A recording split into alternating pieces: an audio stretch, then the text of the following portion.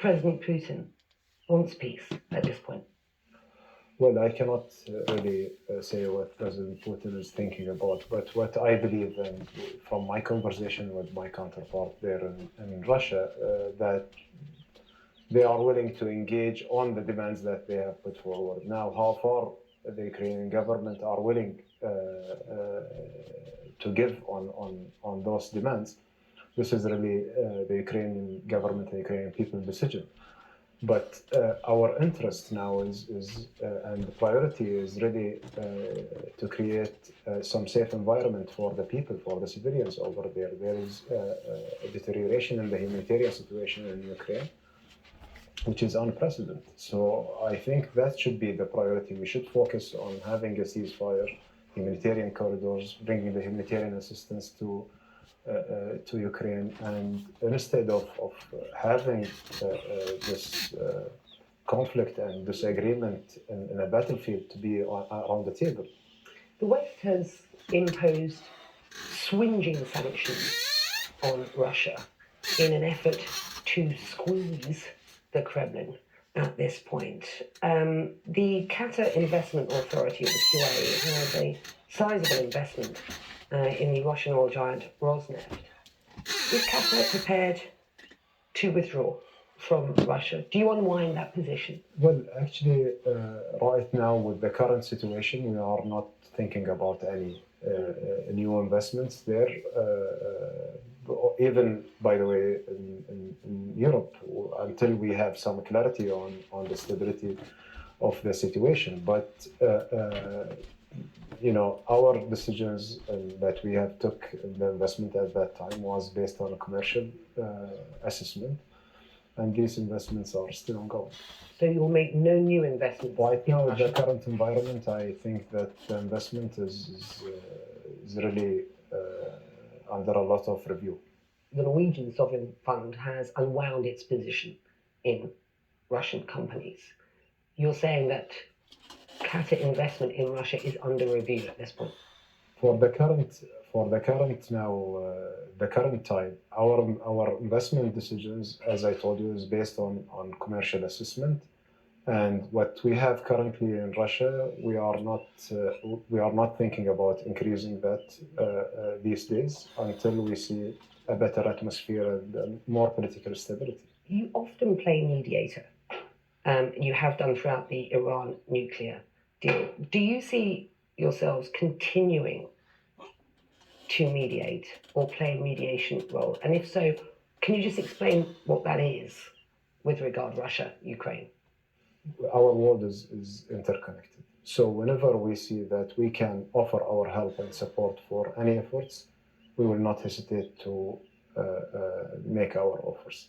And this offer is extended to the Russians and to the Ukrainians in order to find a common ground and to put an end for this humanitarian catastrophe. And we will never give up on our efforts. It has been successful in several places. It didn't work well maybe in other places, but we have to continue to pursue that way. If no countries will adopt this view of shared responsibility and share the future of the world, then the world will be in a very difficult situation. I want to talk about the Iran deal. You've played what seems to be a significant mediation role. Could I describe it as that with regard Iran?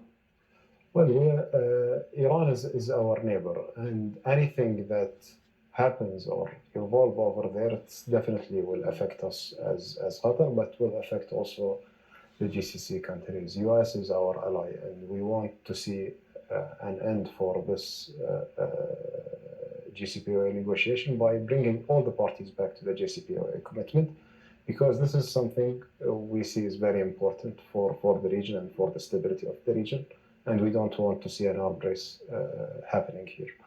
So we believe that the best way forward for them to get the parties back to the agreement. We are trying our best to use our contacts with Iran and with the US in order to bridge the gap between them and to reach an understanding. We are trying to help and to support the process. We are not effectively or officially a mediator, but we are trying to use our contacts with both countries in order to bring them closer. The sticking points, it seems, are the lifting of economic sanctions at this point and the delisting of the Iranian Revolutionary Guards as a terror organization by the US State Department. Do you believe that that would be a smart move by the US? Well, let us just distinguish between two things. The listing and delisting of terrorist organization will be based on the US assessment because it's a US listing. It's not the UN listing, which everyone is acknowledging and supporting. Regarding the economic sanctions, we as a small country, we never believe that economic sanctions or unilateral sanctions are effective tool to change policies. And this has been very clear and principled position for us. So economic sanctions normally affecting the people and punishing the people for policies of government, we don't see it as the right approach. So we believe that economic sanctions need to be lifted and the country needs a relief because of the people. And this is the livelihood of the Iranian people, it's not punishing a government and so on. Do you see the Revolutionary Guards as a terror organization, a malign influence in this region? Would the delisting of that organization by the states, which is clearly a sticking point for the Iranians, be a good move or a bad move for regional stability? Well, the IRGC is part of the Iranian government or Iranian official military structure. We should respect their structure. We should really talk about the actions that are being taken by certain forces here and there. And those actions, if they are like in the bad interest of the region or specific countries or targeting civilians or in any way, those actions need to be terrorized, but not just terrorizing an organization because of specific action by a smaller group of that. President Raisi was here in Doha recently. Is it your sense that with or without a deal, Iran is looking for better relations in the region? Well, this is what we are hearing all the time from the Iranian official. President Raisi, when he was here, he expressed his willingness to engage with the region and to have a better relation with the region, which is something we are very much welcoming here in Qatar.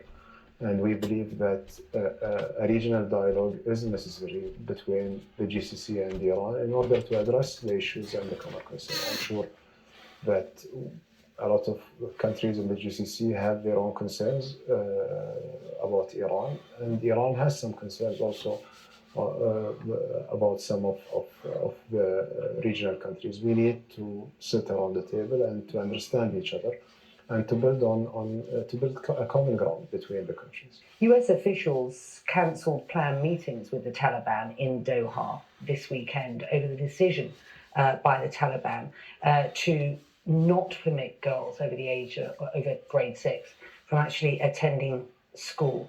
Were you disappointed? And does this decision undermine your confidence, any confidence you have in their commitments and assurances?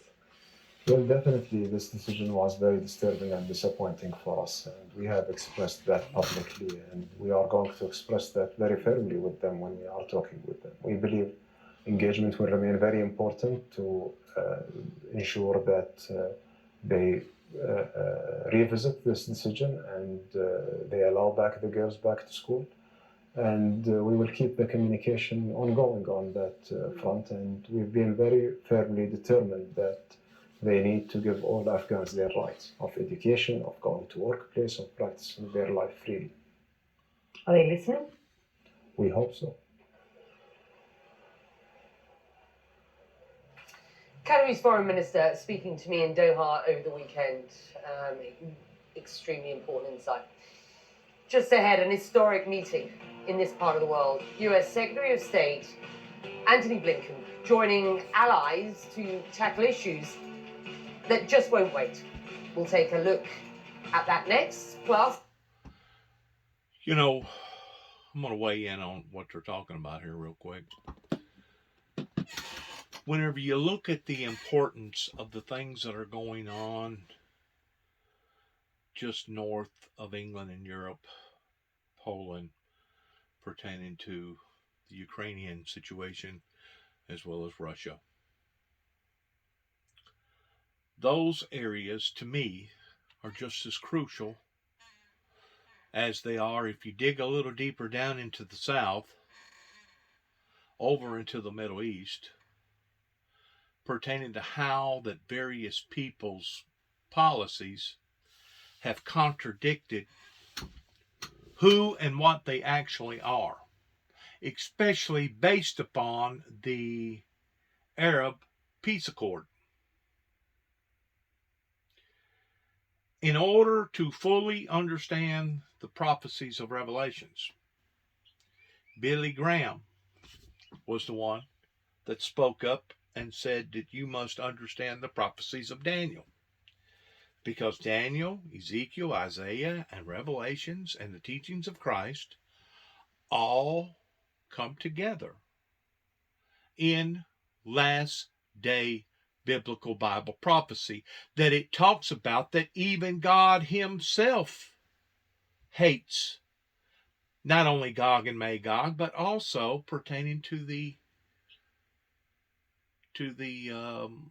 empire, the old Persian Empire, that to this day still is in existence over in that area. They don't call it that today, but their methods and their ways, they're trying to clean them up, but we know who they really are. We know who they really stand for. They may be trying to paint themselves up as being a different image today in comparison to what they done 30 plus years ago, just about the time that the Berlin Wall did fall.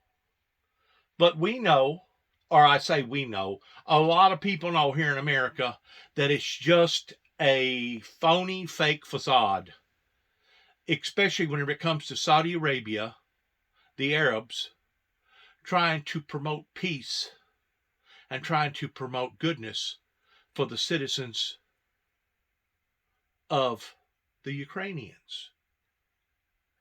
The people over in Saudi Arabia don't even give their own citizens any leadway towards becoming independent as far as a free, fair, open democracy, much less any other culture in any other society. So for them to get up and talk this talk about how that, oh, we're this way, and oh, we feel this way, and oh, we feel that way, to me, this is just to me now, it's a bunch of hokey pokey. It's a bunch of malarkey, okay? Because deep down inside, I know their hatred.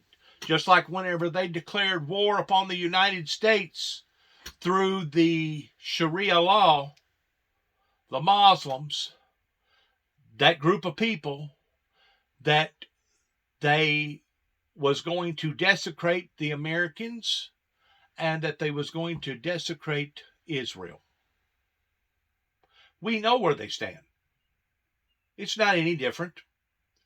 They still stand towards being the dominant force of society, even though they are imitators, even though they are imposters whenever it comes to them standing up for the teachings of Christ. Because if these countries truly was standing up for the teachings of Christ towards it being a free, fair, open society, don't you think that they would allow for the King James to come into their presence? Don't you think that they would allow for the King James to become just as influential in their society as Sharia law, or the Muslims, or people from India, or other places of the world? The people from India have opened up to Christianity. There's other parts of the communist controlled countries that have opened up to Christianity. The only problem is they think because you're a Christian, you're supposed to open up your door and you're supposed to let whatever come in that's going to come in, and that you don't have no rights to stand up against them because according to the Bible, you're supposed to love thy enemies. not realizing that that's not what Christ was talking about whenever he said, love thy enemies. He wasn't talking about love what your enemies is doing or have done, because if your enemies was in accord to what you believed in and what that you practiced, odds are they probably wouldn't be your enemy. Come on.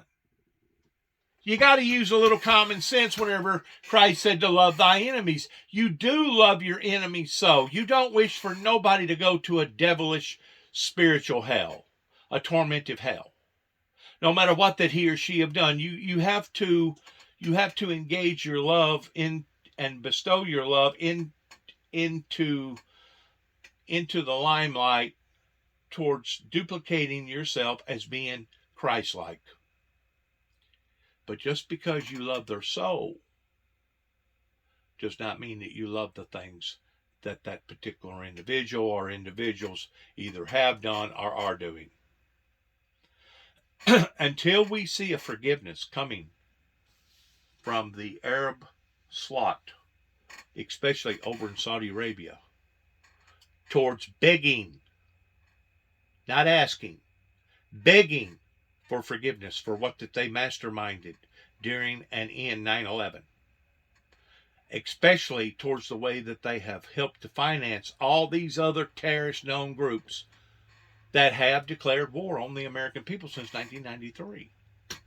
Until they come full circle in declaring their wrongs and asking for a pardonance, how can you pardon somebody if they haven't admitted to their wrongs and asked for to be pardoned?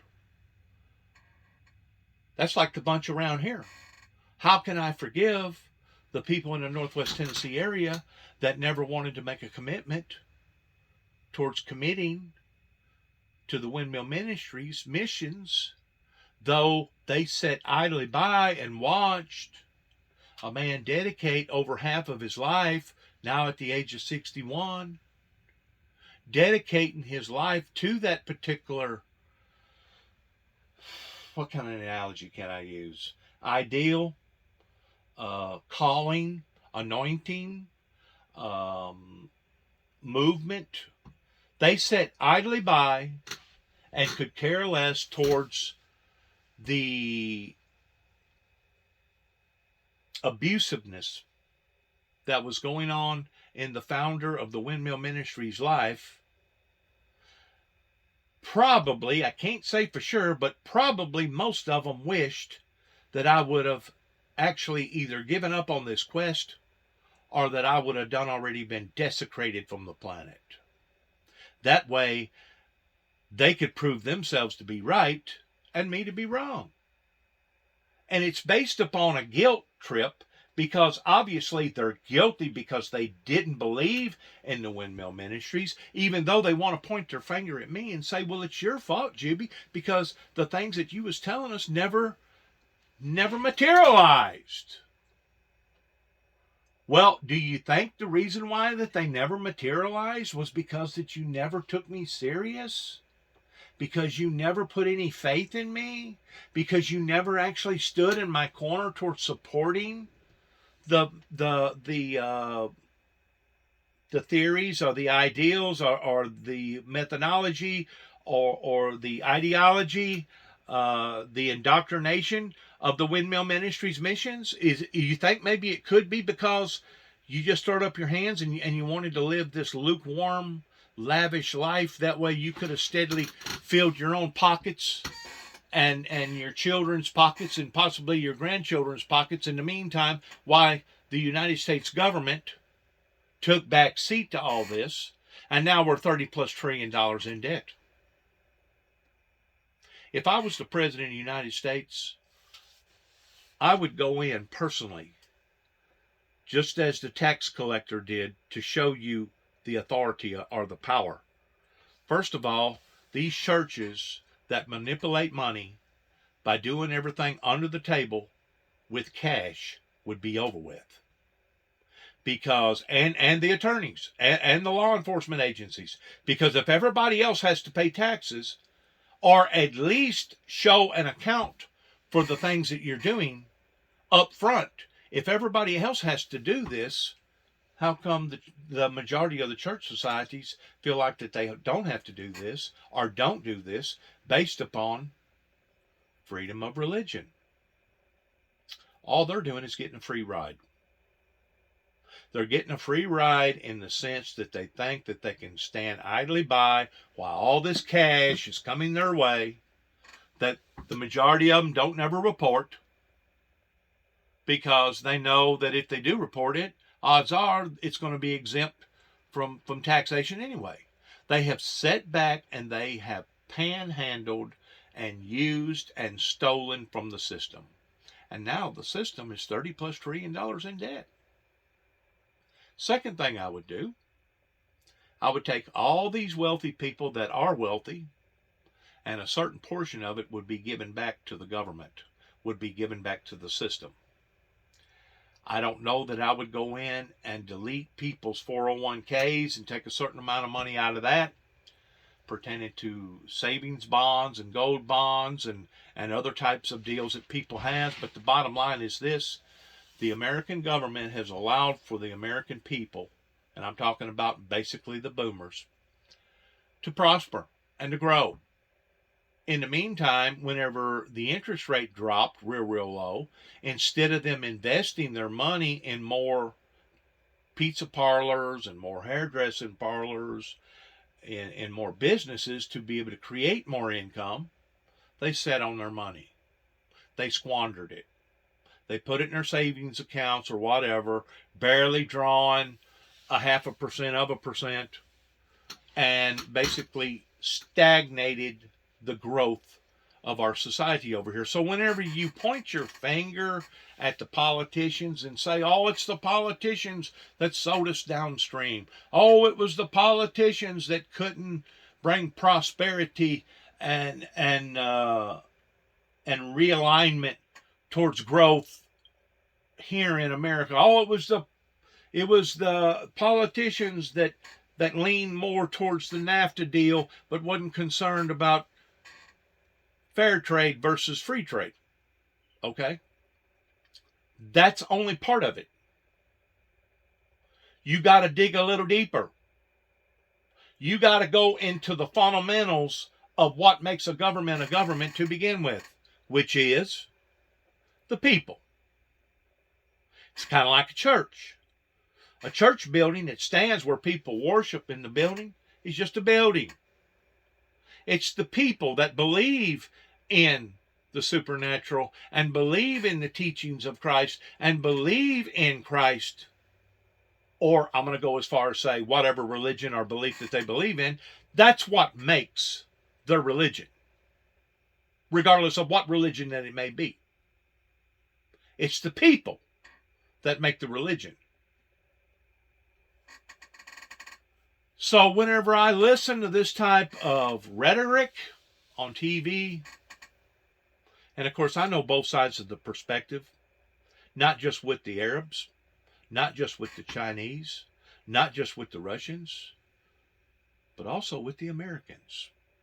Whenever I sit and listen to this stuff, and it absolutely bewilders me towards how two-face and how that the original red man, the Indian tribe, used to accuse people towards white man speaketh with forked tongue, realizing that they really do say one thing and do just the opposite, or they have been guilty of saying one thing and doing the opposite. And to this day, as far as I'm concerned, they're still just as guilty towards doing one thing, saying one thing, but doing just the very opposite.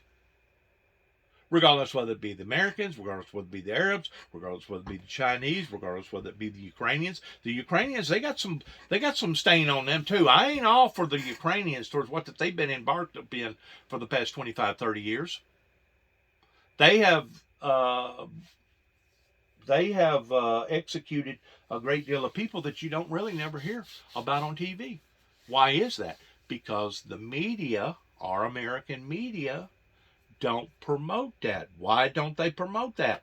Because they're biased and they only want you to see and hear one side of the story pertaining to the Ukrainians being bombarded and butchered the way they are right now pertaining to Russia. Okay?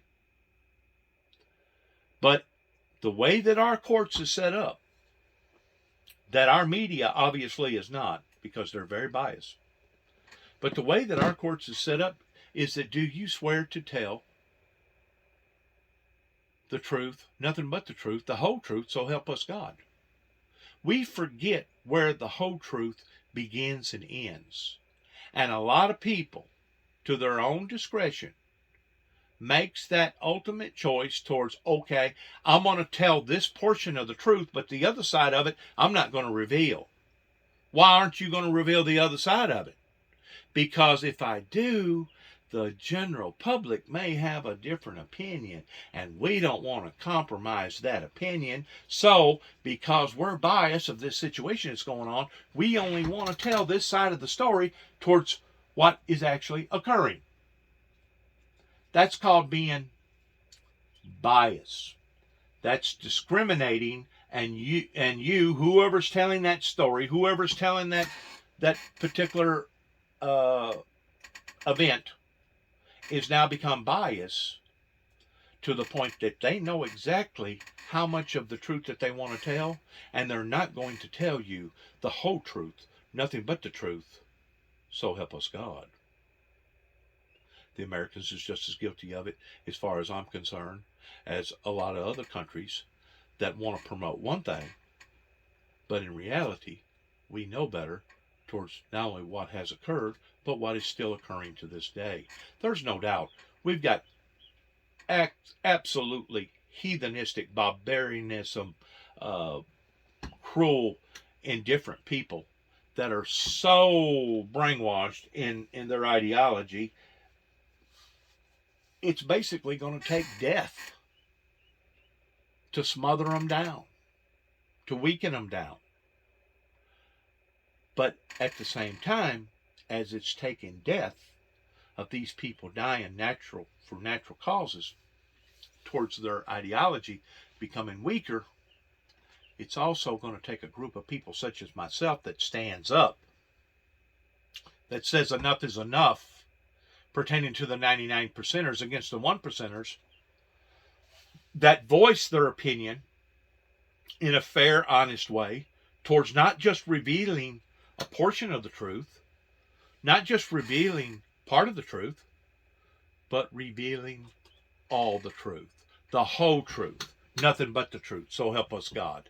That's what we have to turn to if we're truly going to work our way out of this despair, that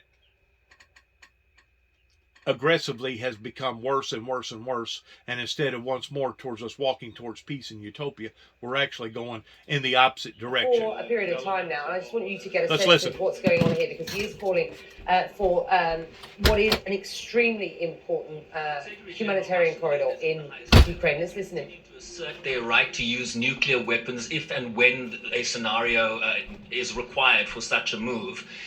We are also seeing reports of nuclear facilities in Ukraine being targeted by strikes. Are you concerned that we are now on the cusp of either a biological conflict here or a nuclear war? Well, I was this morning in contact with the Director General of International Agency of International Atomic Energy Agency.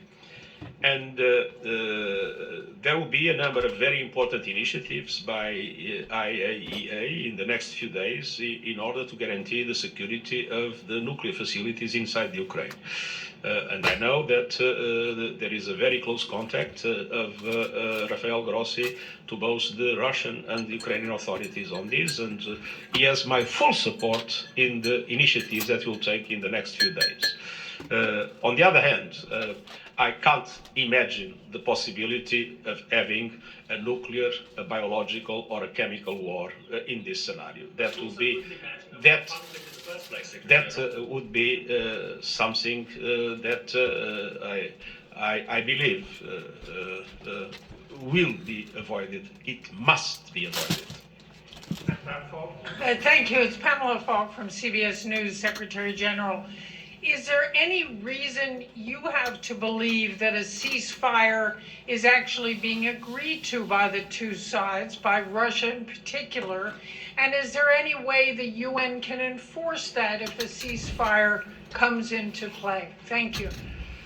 Well, as a matter of fact, I've been hearing in different positions taken by both the Ukrainians and the Russian Federation in the motion that was presented to the Security Council, reference to a ceasefire. So I think this is the moment in which I believe it makes sense for the UN to assume the initiative. And of course, it depends on the will of the parties when a ceasefire is established to define the arrangements necessary to make the ceasefire persist. Thank you very much. Thank you very much. Right, that is the Secretary General of the United Nations. Really important stuff there. Just reinforcing the importance of a humanitarian ceasefire, humanitarian corridor for those who are in such need in Ukraine at present. More, of course, as we get it on that. And we hope that the talks that will be going on Tuesday in Turkey will also address that humanitarian corridor. All right. Well, we will work together to confront security challenges, including those from Iran. That's a declaration coming from America's top diplomat. US Secretary of State Antony Blinken expected in the Moroccan capital of Rabat around now. Before that, he was in Israel. That was just a few hours ago, speaking to reporters at the end of, and I cannot underline what I mean when I say, an historic meeting. He stood alongside the foreign ministers in Israel, the foreign ministers of Israel and 4 Arab nations, Morocco, the UAE, where I am based, Bahrain, and Egypt. This meeting again in Israel. They discussed crucial topics, including Russia's unprovoked invasion of Ukraine and the Iran nuclear deal. Both topics that, of course, we discussed with the Qatari foreign minister, if you were with us just 5 or 6 minutes ago. Blinken also condemning Sunday's deadly shooting in the Israeli city of Hadar, which is about an hour's drive from Tel Aviv. ISIS has claimed responsibility for that attack, but left 2 people dead. Well, the Secretary of State did not leave Israel without having a conversation with the Israeli Prime Minister Naftali Bennett on Sunday, who has since tested positive for COVID-19.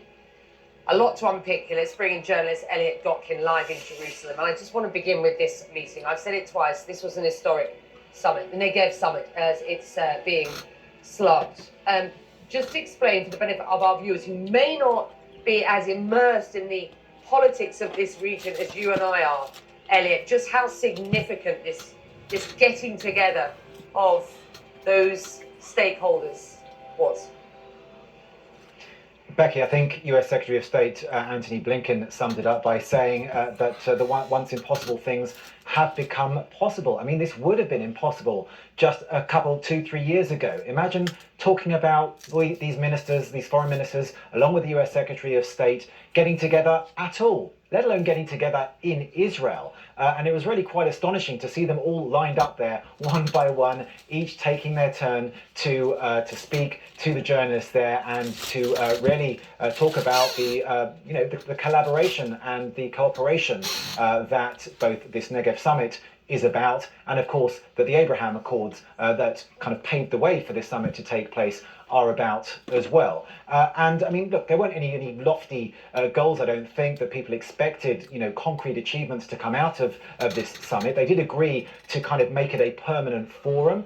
So they are going to keep talking at the foreign ministry level, and they've got professional working groups there. I suppose the fact that this meeting took place was perhaps the biggest achievement. After that, it gave the US an opportunity to reconnect with its allies, to show its commitment to the region, to its allies, to the Abraham Accords, and also to assuage any fears and concerns that they may have about the, as it seems likely, the US rejoining the Iran nuclear agreement. And after speaking with one of the officials in the room, I understand they were also talking about ways of how to deter Iran and its proxies from destabilizing the region. So talking about security at a kind of regional level as well. But as you say, Becky, an historic meeting and really quite astonishing scenes to see all of those ministers lined up next to one another.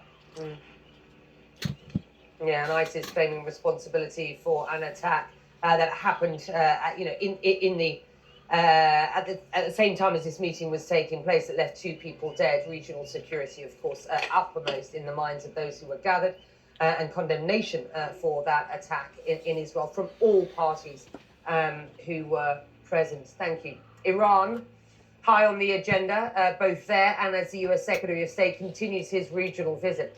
The issue of delisting the Iranian Revolutionary Guards as a terror organization is front and center. This has become the main sticking point in talks to revive the Iran nuclear deal. For nearly a year, the world has waited for the outcome of these negotiations that could see Iran roll back its nuclear program in return for sanctions relief. But those talks in Vienna were paused on March the 11th amid changing geopolitical dynamics following Russia's invasion of Ukraine. Look, Iran still says a deal is close. The EU's top foreign policy official also sounding optimistic over the weekend in Doha, saying a deal could happen in a matter of days. But the US is sounding a more pessimistic tone.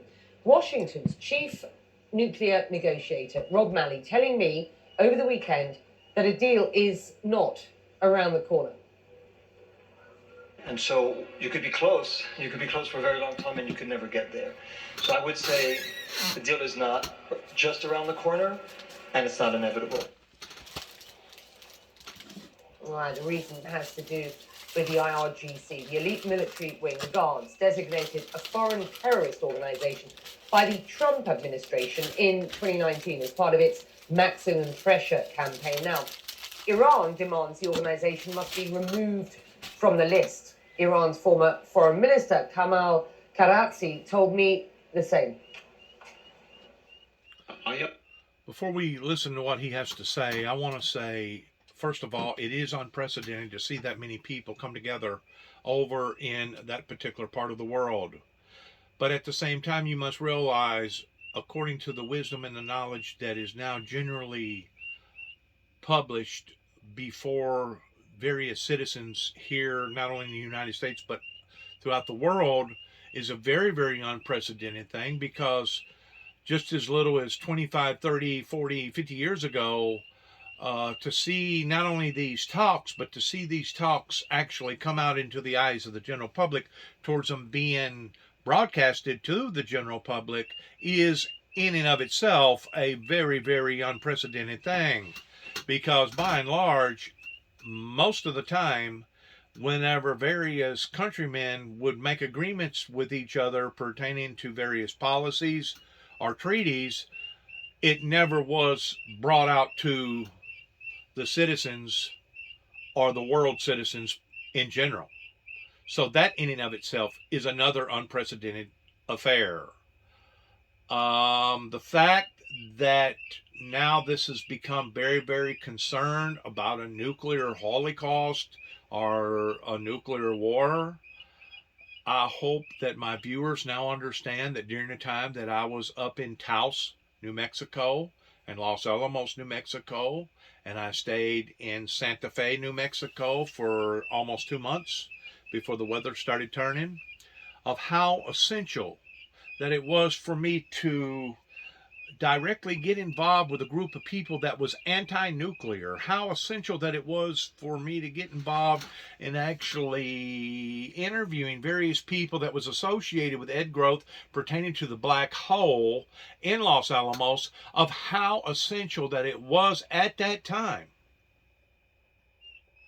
towards doing my own personal investigating work. You know, whenever I tell people that I've been basically a Sherlock Holmes, I've been not only a Sherlock Holmes with the occurrences that happened 25 plus years ago in a little town called Mount Carmel, pretty close to Waco, Texas, and also the events that happened in 1995 in regards to the Oklahoma bombing. But I've been basically a investigator in investigating other parts of the country towards the problems or the positives that I can foresee towards what's been going on there or what has went on. Just like I've basically been a Sherlock Holmes pertaining to my own life. But whenever I was out in Los Alamos, New Mexico, being in an area where absolutely no photographs are supposed to be taken,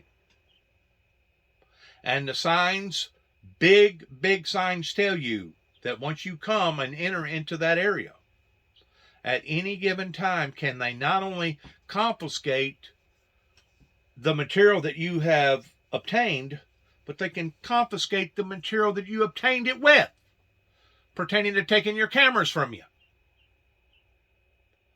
That is how crucial that Los Alamos, New Mexico is. That whenever you come in there, you're supposed to have written permission to be able to photograph certain areas of Los Alamos. And in photographing those areas, you're supposed to be supervised by a certain group of people that knows exactly what you're photographing, because of the sensitivity of what Los Alamos is all about pertaining to nuclear exposure, etc., etc., etc. By understanding that Ed Groth had already passed away by the time I got up there, sadly, I understood that his daughter was a very, very strong advocate for the teachings that her father promoted after he had worked for the United States government in Los Alamos, New Mexico, and knew the fundamentals inside and out toward just exactly how dangerous that nuclear armament actually was. That's where the ideology or the concept come from pertaining to the black hole. Come from pertaining to us one day possibly becoming self-destructive, and one bomb leading into another bomb and another bomb leading into another bomb, to the point of us basically annihilating not only the face of the planet, but annihilating the planet to the point that it's nothing left but a black hole. A big, dark, empty black hole. That was the theory of the black hole. And of course, if you'll understand the fundamentals of who he was, his concerns about nuclear activity was the very reasons why that I hooked up with an anti-nuclear group down in Santa Fe, New Mexico, that stood out on corners that most of the time you never catch wind of this on any type of national TV. It may time to time get on local TV, but most of the time it never meets the national criteria of news towards a bunch of people getting together. And I guess the way that I understand it, they have had some very, very strong anti-nuclear meetings in Santa Fe, New Mexico. A lot of people that come from Taos and Albuquerque that invested time and concern towards the problems that now obviously we are facing. These things are very, very crucial, especially whenever you get to looking at just exactly how much nuclear armament is out there, that we could basically destroy the face of the planet. What is it, 100 times? We can destroy ourselves 100 times because of what we already have currently pertaining to nuclear armament, all these nuclear warheads. And of course, whenever you got a madman on the loose pertaining to President Putin, of what he's doing to the Ukrainians, that was unprovoked. Who's to say what's going to happen in the next 15 minutes? Who's to say what's going to happen in the next 15 days? Who's to say what's going to happen in the next 150 days?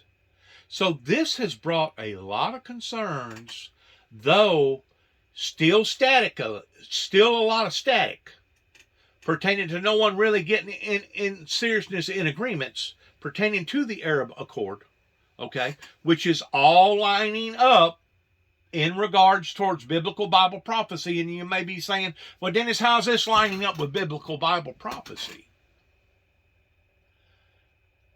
It says in the Bible, whenever the first seal was opened, not only woe be unto the inhabitants hereupon to the planet, but it also says, for it was as the noise of thunder. one of God's beasts said to the Father in the kingdom, looking down upon to the planet called Earth, because of all the chit-chat, the talking, because of all the concerns, especially since this has recently developed in the past month pertaining to the Ukrainians and Russia, the beast said, "Come and see." And suddenly all the beasts and all the 24 elders and all the angels of God and all those that are supernaturally formed in the third heaven that we cannot see or visually know that they're up there, even though we know that they're up there, come to the edge of the cliff and looked over and said, "Come and see, for it was as the noise of thunder." You see, it's already been predicted that we was going to be in this era pertaining to the electronic digital age, to the point that you got to go back and decipher the teachings of Daniel in regards towards knowledge will be expanded, but they will be as a drunkard. They will go to and fro and from, but that knowledge would be expanded. But you got to put all the dots together, and believe it or not, whenever you get to looking at end-time biblical Bible prophecy, there's quite a bit of dots that you have to put together, because God intended for this to be blinded from the prudent. God intended for this to be blinded from those that would have taken the knowledge that I have been giving to society for now a couple years. I don't forget now, I think there's something like 1,700 YouTube video messages that I put out. But because of the crucialness that now people are obviously opening up their eyes towards in regards towards nuclear activity, now they're talking about it.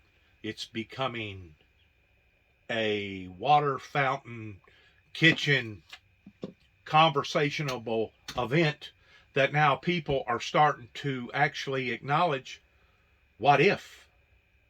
What if we're dealing with a situation of a madman that could actually start the end of the world?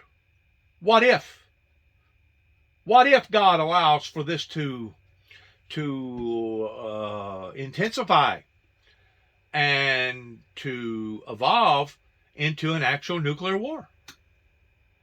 This is where we should have been pertaining to the talks, pertaining to the sound of thunder. This is where we should have been 30 plus years ago, whenever Ronald Reagan got 9 tapes in 1980 and 8 pertaining to the testimony of the supernatural events that has occurred in my life in the years past, pertaining to me meeting Satan, the fleshly Satan, and me being given a spiritual crown. For in my life, it was a broken heart event whenever my father decided to get rid of a family heirloom pertaining to a crossbow that whenever my brother died, we thought enough of him to put it on his headstone. These are the occurrences that's happening now pertaining to the talks, pertaining to the interest at heart that should have went on 30 plus years ago during the latter part of Ronald Reagan's administration, but didn't. And the reason why that they didn't is because whenever the White House done what the White House done in the latter part of the Reagan administration, they kept what they kept in-house pertaining to convincing the superpowers that the world was not going to be destroyed by a nuclear holocaust, but it was going to be destroyed by the way that the Bible predicted for it to be destroyed. The only problem was they didn't enact upon it. They didn't get involved with the messenger, even though the messenger maintained the same message for 34 plus years. The message hasn't changed pertaining to the description and the translations of the Bible pertaining to the interpretations of end-time biblical Bible prophecy, the message hasn't changed not one iota since God instructed me and anointed me to bring forth this message. The message has not changed. And guess what? Guess what? I've got materials after materials after materials that, thank God for Billy Rose, a body man that I used to work with in Oklahoma City, Oklahoma, working for Collision Clinic, that now I think may be opening up his own business there in Cherokee. But because of Billy Rose helping me maintain my records towards taking my truck, my trailer, my tools, and putting it in behind his house for about 3 months during the time that they illegally obtained me and drugged me from Oklahoma to a little town called Cadiz, Kentucky in Trigg County over 2 non-threatening telephone calls. The whole concept in behind that was to finish me off. The whole concept was, well, we'll cause him to not only lose his investments that he's already invested in Oklahoma, pertaining to me renting out a house, losing my job, losing my deposits on all my lights and gas and water, etc., etc., etc., the things that you have to, basically the essentials that you basically have to be out on whenever you're living in any major city. And hopefully he'll lose his truck, his tools, and he'll lose his livelihood. We'll ruin it. We'll totally ruin this individual. Okay? But their plans got spoiled. You see, I had already sat down with Mr. Billy Rose, an auto body man that was younger than me, and explained to him the situation. Mr. Billy Rose had already heard the translations of the telephone calls that was made to Mr. Barnes, understanding and realizing that I had never physically threatened one of their Oklahoma police officers, because Mr. Billy Rose knew that they was basically blackballing me by hanging me out to dry. Billy Rose made a decision that whenever the FBI, the feds, come into my workplace and arrested me over 2 telephone calls up in Kentucky, that not only was it weird or odd, but it was wrong. It was totally wrong to the extent that Billy Rose, not for me, but for the ministry, for God, took it upon himself, taking my truck, taking my enclosed trailer, loading up all my tools, going to my apartment or the house that I had rented out, and getting what little bit of stuff that I had there, throwing it in the back end either of my truck or the trailer, and parking my rig in behind his house, basically in secrecy, towards making sure that whenever I got out of the bind that I was in, that I could have it all back. On 12/12/12, 12th month, 12th day, 12th year, people actually promoted the idea that the end of the world was going to happen. And instead of the Mayans predicting that the end of the world was going to happen, they was actually predicting for something to begin. Wasn't nothing about the end.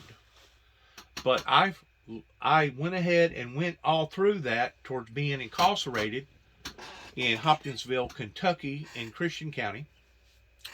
And the day after 12/12/12, I realized that they was even going to come after me deeper in Kentucky towards taking my bond and raising it.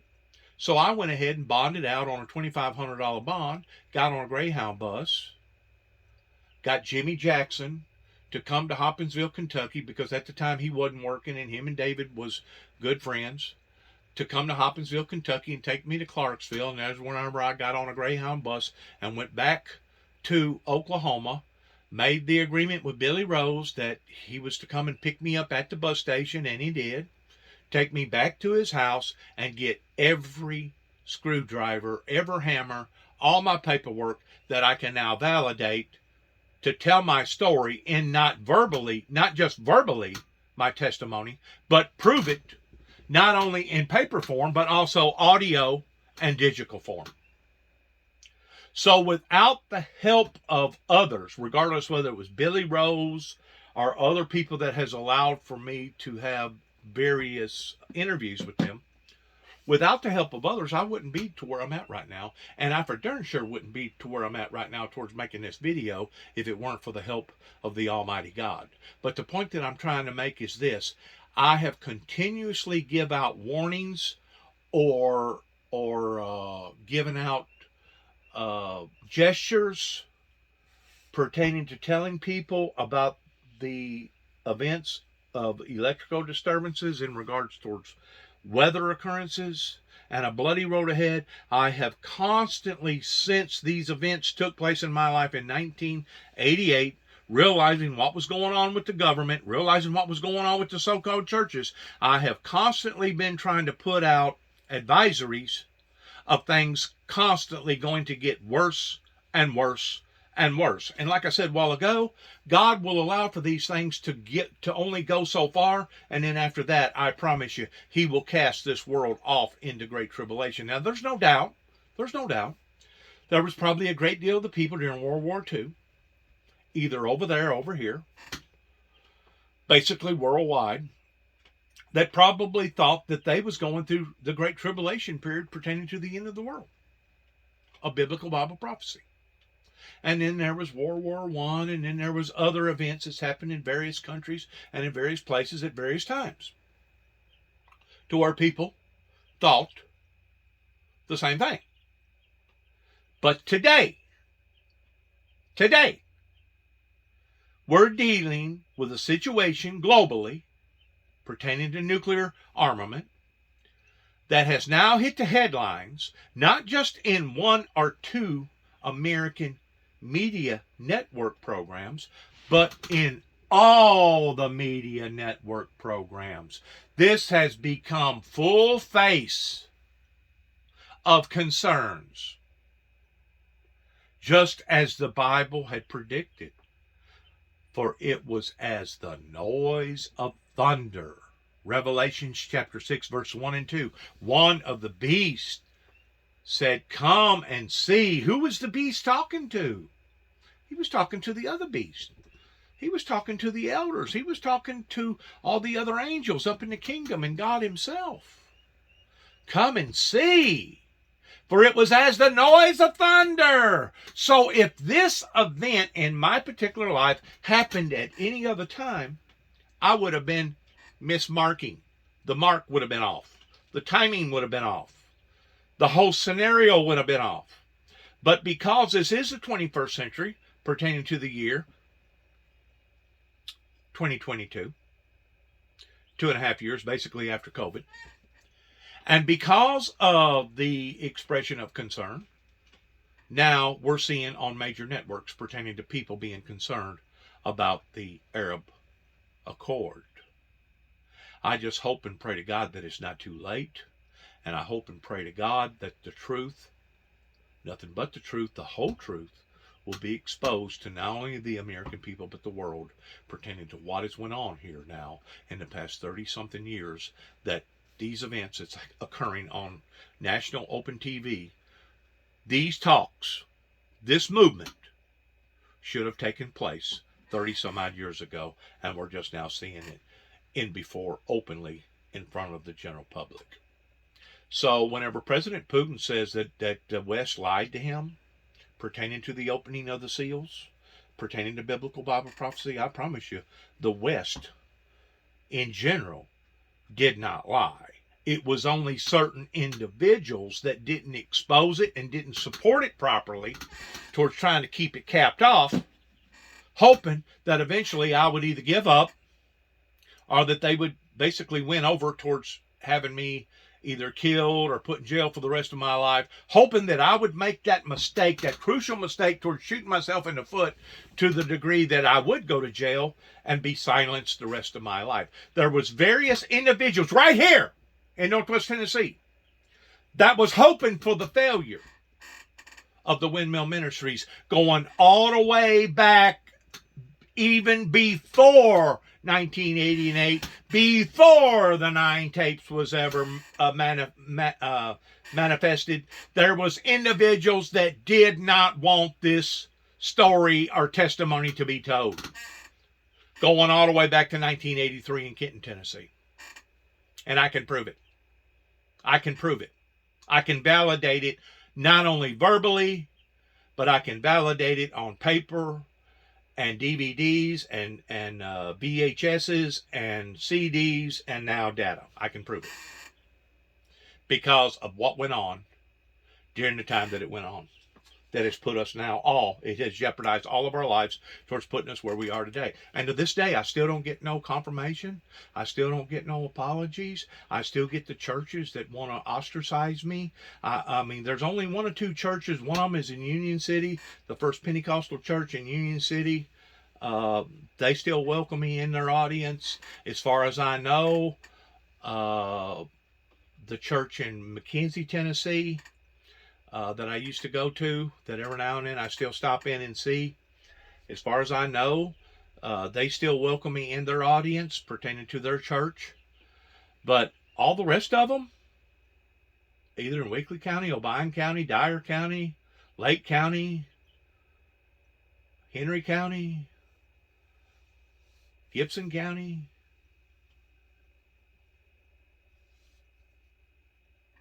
all the rest of them could care less. Good riddance. We hope the world gets caught on fire in a blaze, and we hope for all the lost souls that has never known about the teachings of Christ go straight to hell. That's what I've been dealing with, these powerful, powerful forces right here in Northwest Tennessee towards people that project themselves towards being godly. They claim that they have a relationship with the Lord, but why would you want to be so selfish in ending the world prematurely before God intended for the world to end? There's something wrong with that picture whenever you got ministers, preachers, teachers, evangelists, right here in this area, that claim that they have a relationship with God, okay? But because of their selfishness and pride, they wish that this thing was already over with tomorrow. Well, in one sense, I can understand because of all the misery and the sorrow and the pain that we see relentlessly on TV, grinding one way or the other, day after day after day. In one way, I can kind of see the way and feel the way that they feel because of this. But once more, you know who they have to blame? Themselves. The American politicians and the American preachers have put us where we are today, worldwide, in watching this standoff pertaining to Russia and the Ukrainians and Iran and Iraq and the things going on in the Middle East and the things going on pertaining to North Korea and China and Japan and some other disturbances that's going on, especially down in Mexico and South America and Cuba. These people are guilty of the very thing that I keep telling people about. And they know that they're guilty. Rather than going to Tommy Moore or people like Tommy Moore, which was the sitting judge at the time, and telling him, well, as far as we're concerned, Your Honor, this individual called Dennis Jackson is making us do things. He's forcing this down our throats to the point of kind of like the Unabomber making all these demands.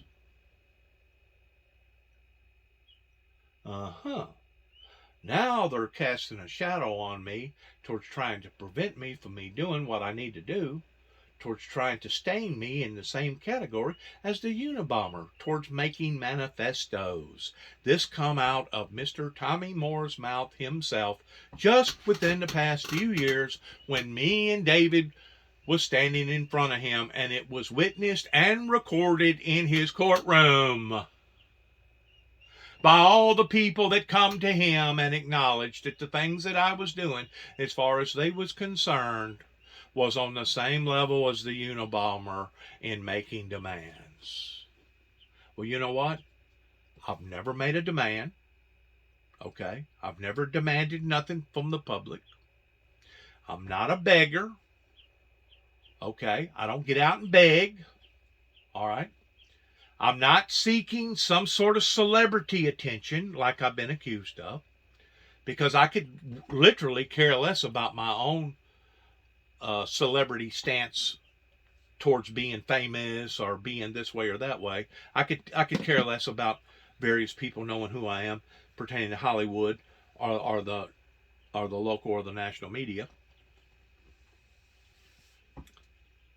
because they have done what they have done, or because they did not do what they should have done, has consequently put us where we are today.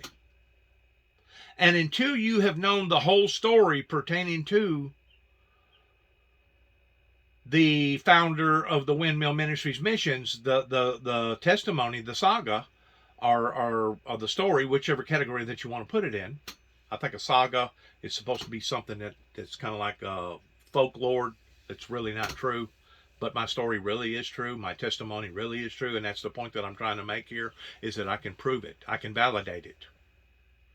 Because of certain people like Billy Rose out in Oklahoma City, Oklahoma, whenever I was doing my investigation out there towards being a Sherlock Holmes. Let's listen to the rest of this, and then we're going to cut it off. Once more, we thank you for your time. We thank you for your patience. We thank you for your prayers, and good luck to each and every person. Your GC certainly has to be removed from the list. And that's not the only problem. We have around 500 people and institutions sanctioned by the United States. And all of these, or part of these, have direct economic impact on relation between Iran and Western countries. Let's be quite frank here, the US is obviously considering such a move, but there wouldn't be an end to sanctions on the group. Regardless of the outcome on the question of the RGC, which I won't address, I can tell you that the RGC will remain sanctioned under US law, and our perception, our views, our policy towards the RGC will not have changed. The EU coordinator for the talk. Once more, the people in this area did not want true godly peace. White man speaketh with forked tongue. They talk about peace, okay? Don't get me wrong, they talk all the time about peace. But as far as seeing an actual genuine movement, a revival that would lead into a revolution, hadn't seen him. You know why? Because they still don't want peace. They think this is all fun. They think this is entertaining. Just like whenever I come back here, not only does the people in this general area not respect David and I whenever I come back and turned on David, not only did they not respect our family in general pertaining to the seeds that was planted way before they ever even knew that they existed, pertaining to my grandfather, my great-grandfather, and my great-great-grandfather, and I could go on probably 7 or 8 generations before all that, basically becoming a homestead here in the mid-1800s, so that I can prove, once more, all you got to do is go to Primitive Baptist Church in between Mount P and Reeves, and you can see all the gravestones, the tombstones up there. Not only did they not respect me, okay, now people like Tommy Moore will say, well, Dennis, doesn't the Bible say that a true prophet, that his own people won't receive him, and a true prophet would do without any type of honor in his own home and amongst his own people? Well, you know, you can stand under that umbrella of ignorance if you want to, Tommy Moore. But the bottom line is this: just because the Bible says that, number one, doesn't mean that you have to promote that. And number two, that does not give you the right towards you not doing your duties as a judge in making sure that we're treated equally down here, even though we are believers in Christ and the Wiccans up the road aren't. That's the point that I continue to keep making, of how that the general law enforcement agencies and the state of Tennessee, the people in general, did not support the Windmill Ministries missions. They talk the bull about how that they want peace. But in reality, they have never wanted a true revival elevating into true peace. If they did, not only would they have not made mockery of Jimmy Swaggart during the time that he was caught with a prostitute, but they would have supported an individual that they have seen him go through various stages, either with his truck, the Four Horsemen, various cars dressed up, putting out paper literature at first, getting on radio stations, putting out CDs, putting out VHS tapes, being on TV, and then going from all of that to the digital era that I'm living in now. Somebody would have made a move if they was truly, truly sincere in wanting peace towards wanting to support this ministry.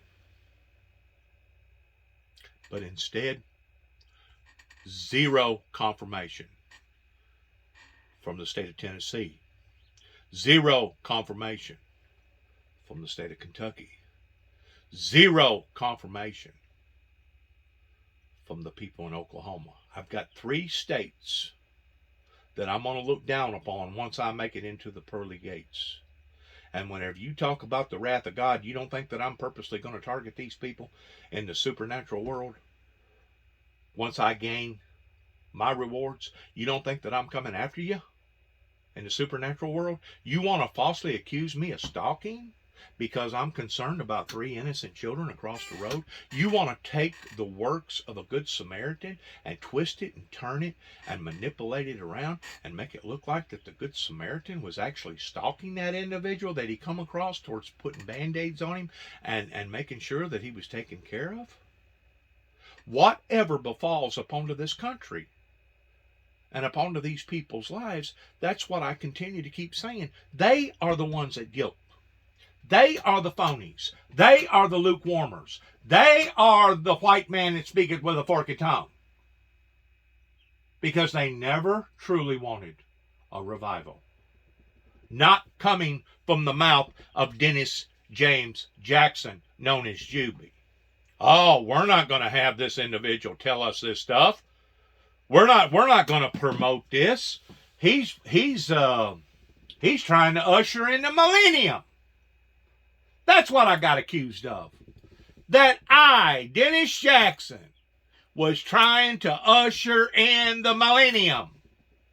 Well, that may have been so if I had taken this upon myself towards picking up the cross and putting out this message. But instead, and I keep continually saying this again and again, but instead of me choosing it, it chose me. And because they have not participated in supporting the ministry, now the condemnation has fallen upon to the country pertaining to rapes, murders, overdoses, jails being full, $30 trillion in debt, and I could go on and on and on and on and on with the corruption. And they're still hiding. They're still trying to wiggle and worm and crawfish out of their responsibilities towards either pleading the fifth or trying to act as if they're crazy and they're pleading insanity. Either way, they're showing their true colors. And it speaks volumes about the type of people that I've been working with now for 30-some odd years since the 9 tapes went to Ronald Reagan. I'm going to end it there because there's really nothing else to say pertaining to the talks and pertaining to the uproar that's happening right now in regards to biblical Bible prophecy. I pray for these people. I really do. I don't pray for no condemnation to fall upon to them other than what God sees fit to fall up into their lives, either presently or in the hereafter world. I don't wish for no condemnation upon none of them, even those that has went out of their way towards going all the way down to Oklahoma and dragging me back up to Kentucky and then poisoning me with a bunch of doctors in LaGrange, Kentucky, pertaining to Judge Woodall in Trigg County, Kentucky. Katie's, Kentucky. I don't wish no harm upon any of these individuals. I'm not going to harm them.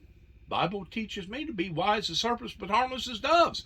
But I'm going to tell you who will harm them and who has harmed their society towards it becoming upside down like it is, towards God the Father allowing for all this to occur.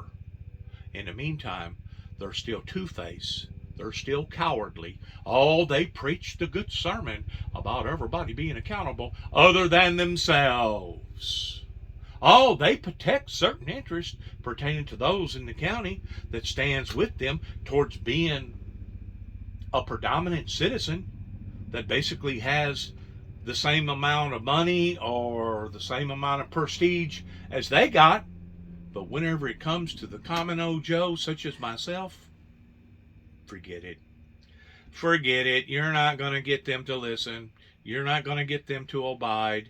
In the meantime, while I'm trying to help the little guy, the working man, they turned on me too.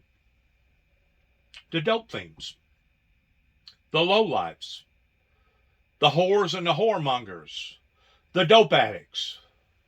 Why did they turn on me? Because they was convinced, because of their rhetoric, that I was the bad guy. I was the monster. I was the monster in all this. And they was so deceived and so confused that instead of them taking their aggression out on the right person, they took it out on me. If anything, these people that has this type of animosity against society and against the system should be going up against the system. Should be recreating a brand new system pertaining to voting everybody out, get them all out, do a clean sweep, drain the swamp, just like Donald Trump talked about, and start all over again. Just like the little farmer, you planted the crop, you only got about half of it to come up. Now you got two choices. You can either live with all this hostility and violence and all this drug abuse and all this homosexuality and lesbianism and seeing the churches constantly be bombarded with all these evil, demonic, cruel people. Or you can disc it all under and start all over again. Well, it's pretty obvious they don't want to start all over again. Not with you, B. We're not going to have this individual standing in the pulpit telling us what's right and wrong. You see, they've done already made their bed hard, and they're sleeping in it, but they're powerful enough and rich enough that they can go through this and it not affect their lives all that much. How about the depleted? How about the sick? How about the elderly? How about the young? How about the innocent? How about those that don't have a silver spoon in their mouths? Now, the suffering happens to everybody on account of what the adult society did not do going back 30 plus years ago. I continue to keep telling this story or this testimony. I'm going to continue to keep telling this testimony until somebody proves me different towards me seeing society, especially the adult, older, elderly society, do a full 180-degree full face. And if I don't see it, and if God don't see it, and if others don't see it, put two and two together where he talks about that in the last days he will throw thee off in the great tribulation, and all her churches shall know that I am he who rules the reins of the hearts and the minds of man. Put all that together, put just that little bit of information that I've just told you together, realizing how close we are of seeing nuclear destruction. That would go beyond any terrorist type event that has ever been created, either in America or over in the Middle East or any other part of the country. It'll go beyond that probably 1 trillion to 1. That's how close we are of seeing devastation. Devastation. In which it won't be the end of the world. It will only be the end of that era. It will only be the end of that moment or time that everybody was living in. Because once God gets enough of it, and he throws the towel in, and he says, you know what? They're doomed. It's a lost cause. Basically what he done to the people whenever he told Noah to preach to them and tell them to repent. And the day that Noah completed the boat was the day that God threw the towel in. And they all started running to the boat because they realized, oh, it's raining, it's raining, it's raining. And it hasn't stopped. And then once the boat started floating and they realized the water now is up to their waist. It started out at their knees, now it's up at their waist, soon to be up at their necks. They started beating and banging on the boat. Noah, Noah, let us in, Noah. We're sorry, Noah. Well, you know the expression of God was, you're sorry, all right. You're a sorry, worthless, selfish, independent human being. And now, because you're not fitting to live, and you have poisoned the rest of society, as well as your children and your children's children, the only way to exterminate this problem is to genocide it. And the way God genocided it was the flood. And the way that God is going to genocide this problem, pertaining to us seeing all these problems, all this wickedness, all this corruption, all this greed, all this sexual immorality, all this other stuff that's going on towards people witnessing people's lives being destroyed over in Ukraine and everywhere else. The only way to stop it is to genocide the human race from the planet called Earth. Once we reach that level, you'll have no one to blame other than the people that I just got through mentioning. It goes all the way back into 1983. That some of them are still living to this day. Still living. They're very aware towards what has went on here. And the grown-ups and the adults, the boomers, that allowed for it to ever get in the shape that it's in to begin with. That's who you'll have to blame. Because now the wrath falls not upon just the guilty, but now falls upon the innocent too as well. That's the reason why God designed this thing in categories and steps and degrees. That way, if you don't have an opportunity or don't feel like that you have an opportunity in this lifetime to make your heart and life right with God, towards surrendering your heart and life to God and becoming a subservient unto the Lord, that's the reason why I feel like that God opened it up for one last final event whenever Lucifer will be loosed for a short season to go and deceive them again. You can't deceive something again unless it's been deceived the first time. Deceive them again in Gog and Magog, and that's whenever fire comes down from New Jerusalem that consumes them that follow after Lucifer, that once more tried to challenge God in the supernatural, pertaining to the hereafter, the spiritual.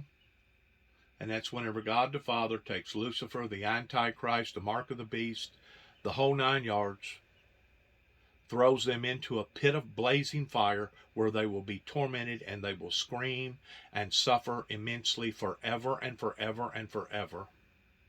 And then God redesigns and recreates a new heaven and a new earth. And that's whenever we will live with the Lord Jesus Christ towards being subservients for him and with him in God's greater and deeper and better creations. Now, you can either believe the things that I just got through telling you about, or you can shake your head, scratch your head, and be like those that Noah was trying to convince years and years ago, and wait for the big shebang to happen and learn your lesson the hard way. Because as far as I'm concerned, life in general is nothing more than lessons. And after you have learned your lesson, then you're supposed to tell others how you learned your lesson, why you learned your lesson, who was in behind you learning your lesson, to possibly tell them of how that they can entangle and go around and achieve towards not having to learn their lessons the same way. That's the whole primary purpose towards giving God the glory, honor, and praise in your testimony. In addition to wanting to help others. You're not only praising God, but you're putting it out there so that you can help others. But whenever you have people such as myself that goes to a church like over in Sandburg, Tennessee, whenever they have a get-together, and they won't even allow for me to video or tape that particular setting, that particular event, even though they claim that they're working for the Lord, they claim that they're working for the kingdom too, even though they claim that they're not ashamed of the Lord, but they refuse for me to get out my video camera on my phone and video it, even though they let everybody else video whatever that they want to video, because it's me, Juby. You're violating our policies, and we will not tolerate you putting any of our activities on your YouTube, Facebook, social media platforms. Is something wrong with that picture, or is it just me?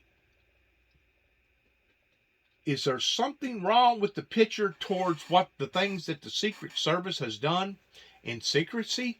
That's the reason why they call them Secret Service. That now I'm exposing those things, not only verbally, but also on paper, pertaining to event after event after event. These churches that has been rude, that has went way beyond the things that they should have done or should not have done. Am I wrong for surfacing the corruption and the pollution and the poison now to the top of the surfaces where everybody can see it? Am I wrong for doing that? I don't think so. And I'm going to tell you why. I don't think I'm wrong. And may God correct me one day if I am wrong. Okay? What the Bible says, if you have a problem with a brother or a sister, you're to go to that person and try to resolve your differences in a personal type way. That's stage one. Stage two, after you realize that that person didn't take heed to whatever that you was telling her or him, then you go back the next time with 2 or more witnesses. And you verify it once more again. Hey, buddy, I thought I told you a while ago that if you continue to do this, this, this, and this, there's going to be consequences. So now you got a witness, or 2 or more. The Bible says if they still won't listen, then take it before the body. Take it before the general public.